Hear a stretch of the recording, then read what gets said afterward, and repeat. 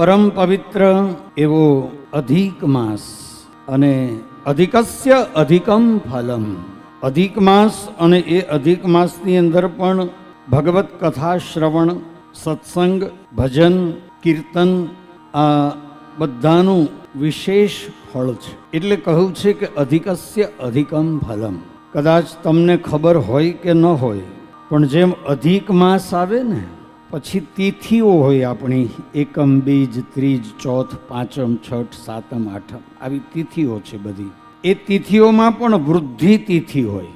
જેમ કે કાલે 11 છે ને પરમ દિવસે પણ 11 છે, વૃદ્ધિ તિથિ. એમ ક્ષય તિથિ પણ હોય. ઘણી તિથિ હોય જ નહીં. ત્રીજનો ક્ષય હોય, ક્યારેક પાંચમનો ક્ષય હોય, ક્યારેક આઠમનો ક્ષય હોય. તો એમ જેમ અધિક માસ આવે છે ને, એમાં વર્ષમાં 13 મહિના હોય, એમ અમુક વર્ષો પછી ક્ષય માસ પણ આવે. એટલે એમાં 12 મહિનાની જગ્યાએ 11 મહિના જ હોય.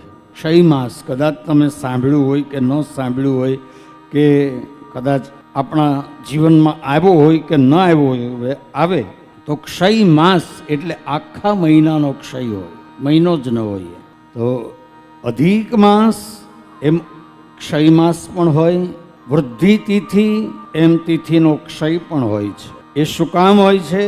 તો કે અંતરિક્ષની અંદર ચંદ્રની કલા અને ગ્રહોનું પરિભ્રમણ અને સૂર્યની ગતિ, એના આધાર ઉપર અધિક માસ, ક્ષય માસ, વૃદ્ધિ તિથિ, ક્ષય તિથિ આ બધું નક્કી થાય જ્યોતિષ શાસ્ત્રમાં.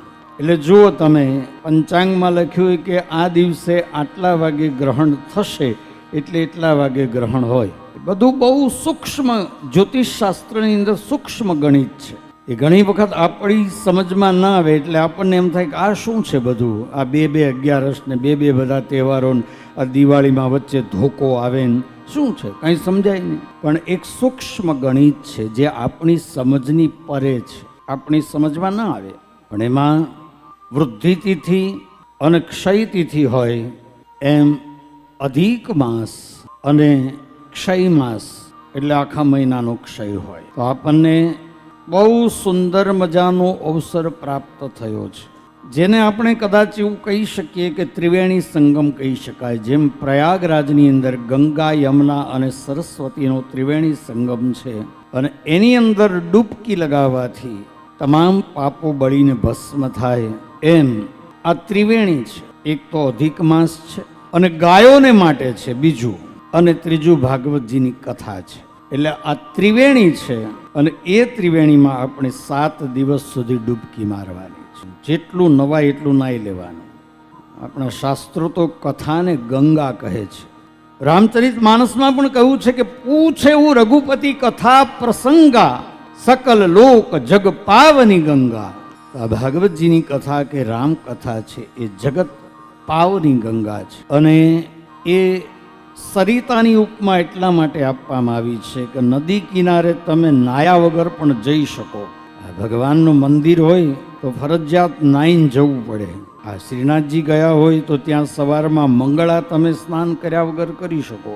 શ્રીનાથજીમાં એ પરંપરા છે, પણ સરિતાની પાસે એટલે કે નદીની પાસે તો તમે સ્નાન કર્યા વગર પણ જઈ શકો. નદી તો એમ કહે કે નાઈને આવો તોય મને વાંધો નથી, નાયા વગર આવો તોય વાંધો નથી. તમે નાયા વગર આવશો તો હું તમને અહીંયા પવિત્ર કરીશ, ડૂબકી મારશો એટલે પવિત્ર થઈ જશો. હા, એ મારી જવાબદારી છે, પણ તમે એકવાર આવો તો ખરા. એમ ભાગવતજીની કથા એ સકલ લોક જગ પાવની ગંગા, ભાગવત રૂપી સરિતા છે. એમ કહે છે કે એકવાર મારી પાસે આવો તો ખરા.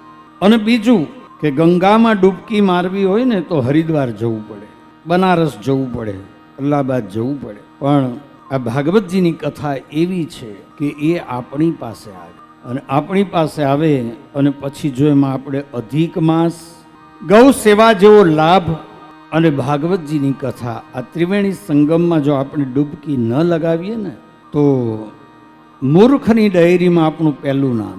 જીવન તો આખી જિંદગી કામ કરવાનું જ છે, મહેનત કરવાની, પણ અવસર મળે, તક મળે, એ તકને ઝડપી લે એનું નામ માણસ.